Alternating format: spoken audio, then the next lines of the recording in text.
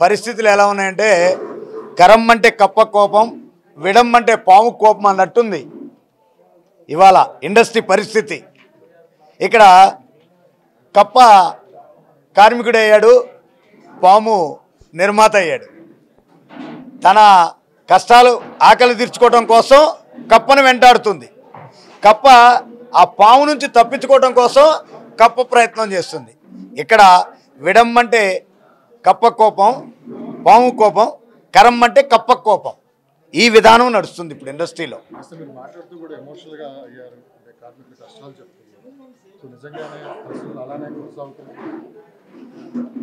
కార్మికులు కష్టాలు పడుతూనే ఉన్నారండి. కార్మికుల బాధలు అన్ని నిర్మాతలకి తెలుసు. తెలియని నిర్మాత ఎవరూ లేరు ఇక్కడ. అన్ని కష్ట నష్టాల గురించి తెలిసిన వాళ్ళే ఉన్నారు. కానీ ఈరోజు మా పరిస్థితి బాగాలేదు, సినిమాలు బడ్జెట్ పరంగా పెరిగినాయి, దానివల్ల మేము నష్టపోతున్నాం అనేది వారి యొక్క వాదన. మా వాదన ఏంటి? మా మూలంగా మీ బడ్జెట్లు పెరగట్లేదు, మా మూలంగా మీ బడ్జెట్లు పెరగట్లా. బడ్జెట్ పెంచుకోవాలన్నా తగ్గించుకోవాలన్నా ఆ యొక్క దాని స్విచ్ వారి దగ్గరే ఉంది. తగ్గించుకునేది పెంచుకునేది వారే, మేం కాదు. ఎలా తగ్గించుకోవాలి, ఎలా సినిమా తీయాలి, ఏ విధానంగా వెళ్తే మనం సినిమాని సక్సెస్గా సాధిస్తామనేది నిర్మాతకు తెలుసు.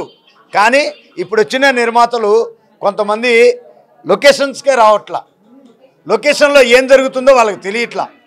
అప్పట్లో మేము ఎందుకంటే పాత వాళ్ళని గొప్పగా ఎందుకు చెప్పుకుంటామంటే వారు మా తోడు నీడగా ఉండేవారు నిర్మాత. ఉదాహరణకి రామానాయుడు గారు ఉన్నారు, క్రేన్ ఉందంటే క్రేన్ కూడా తోస్తారు. ఒకవేళ భోజనం పెట్టేది ఉంటే టేబుల్ వేసి అందరు ఇక్కడ భోజనం చేయండి అని కొన్ని మనకి సలహాలు సూచనలు ఇచ్చేవారు. ఇప్పుడు నిర్మాతలు అలా లేరు. వారు ఎక్కడో ఆఫీసులో కూర్చొని ఈ బిల్లుల్ని ఇవాళ ఖర్చు పెట్టిన కానీ ఇవాళ జరిగిన ఎక్స్పెన్స్ని 2 months తర్వాత చూస్తారు.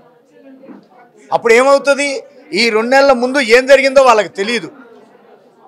అందుకే అంటున్నారు వాళ్ళు సాఫ్ట్వేర్ వేతనాలని లేకపోతే అయ్యని. నేను వాస్తవాలు తెలుసుకొని మాట్లాడాలంటున్నాను. నేను వాస్తవం నీకు ఎలా తెలుస్తుంది?